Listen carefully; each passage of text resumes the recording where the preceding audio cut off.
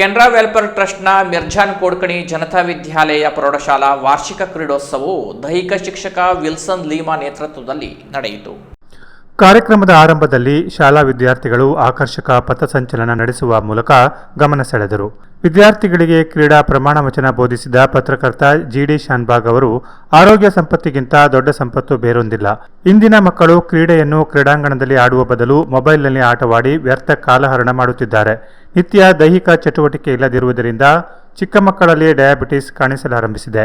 ನಮ್ಮ ದೇಶ ಮಧುಮೇಹಿಗಳ ರಾಜಧಾನಿಯಾಗಿದ್ದು 75 ಶತಕೋಟಿ ಮಧುಮೇಹ ರೋಗಿಗಳಿದ್ದಾರೆ. ಬೊಜ್ಜಿನ ವಿಷಯಕ್ಕೆ ಬಂದಾಗ ನಮ್ಮ ದೇಶ ವಿಶ್ವದಲ್ಲೇ 3ನೇ ಸ್ಥಾನದಲ್ಲಿರುವುದು ಆತಂಕಕಾರಿಯಾಗಿದೆ. ಹಾಗಾಗಿ ಮಕ್ಕಳ ಮನಸ್ಸನ್ನು ಕ್ರೀಡಾಂಗಣದತ್ತ ಕೊಂಡೊಯ್ದು ಪ್ರತಿದಿನ 1 ತಾಸು ಅವಧಿ ಕ್ರೀಡೆಗಾಗಿ ಮೀಸಲಿಡಬೇಕೆಂದು ಸಲಹೆ ನೀಡಿದರು. ಕ್ರೀಡಾಕೂಟದ ಧ್ವಜಾರೋಹಣ ನೆರವೇರಿಸಿದ ಶಾಲಾ ಅಧ್ಯಕ್ಷ ಉಲ್ಲಾಸ್ ನಾಯ್ಕ್, ಮಕ್ಕಳು ಶಿಸ್ತು ಮತ್ತು ಸಮಯ ಪಾಲನೆಗೆ ಹೆಚ್ಚಿನ ಗಮನ ನೀಡಬೇಕು, ಆಗ ನಿಮ್ಮ ಭವಿಷ್ಯ ಉಜ್ವಲವಾಗುತ್ತದೆ ಎಂದರು. ಶಾಲಾ ಸಮಿತಿಯ ಸದಸ್ಯರಾದ ಬಾಳಾ ಡಿಸೋಜ ಮಾತನಾಡಿ, ದುರ್ಜನರ ಸಹವಾಸದಿಂದ ದುಶ್ಚಟಕ್ಕೆ ಬಲಿಯಾದ ವಿದ್ಯಾರ್ಥಿಗಳು ವೃದ್ಧಾಪ್ಯದಲ್ಲಿ ಪಾಲಕರನ್ನ ಪೋಷಿಸಲಾಗದೆ ಪಾಲಕರಿಗೆ ಹೊರೆಯಾಗುತ್ತಿರುವುದು ವಿಷಾದನೀಯ. ಕ್ರೀಡೆ ಜೊತೆ ಓದಿನ ಕಡೆ ಗಮನ ಹರಿಸಿದರೆ ದುಶ್ಚಟದಿಂದ ಮುಕ್ತವಾಗಲು ಸಾಧ್ಯವೆಂದರು. ಮತ್ತು ಎಲ್ಲ ಹೈಬ್ರಿಡ್ ಇರೋದ್ರಿಂದ ಕ್ರೀಡೆ ಅಷ್ಟೇ ಅವಶ್ಯಕತೆ.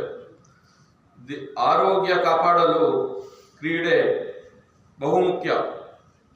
ಹಾಗಾಗಿ ಪ್ರತಿಯೊಂದು ವಿದ್ಯಾರ್ಥಿಯು ಮೊಬೈಲ್, ಕಂಪ್ಯೂಟರ್ ಇದು ನೋಡದೆ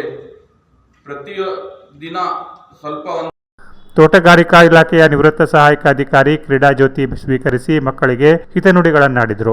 ನಿವೃತ್ತ ಕರ್ನಲ್ ಪಿಎಂ ನಾಯ್ಕ್ ಉಪಸ್ಥಿತರಿದ್ದರು. ಹಾಲಪ್ಪ ಪಟಗಾರ್ ಹಾಗೂ ಬಾಳಾ ಡಿಸೋಜ ಮಕ್ಕಳ ಸಮವಸ್ತ್ರಕ್ಕೆ ದೇಣಿಗೆ ನೀಡಿದರು.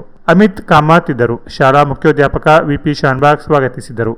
ಶಿಕ್ಷಕ ರಾಜು ನಾಯಕ್ ಕ್ರೀಡಾ ಜ್ಯೋತಿಗೆ ಸಹಕರಿಸಿದರು. ದೈಹಿಕ ಶಿಕ್ಷಕ ವಿಲ್ಸನ್ ಲೀಮಾ ನಿರೂಪಿಸಿದರು. ಉಮಾ ಹೆಗಡೆ ವಂದಿಸಿದರು. ಮಕ್ಕಳಿಂದ ವಿವಿಧ ಆಟೋಟಗಳು ನಡೆಯಿತು. Canara plus news, Kumta.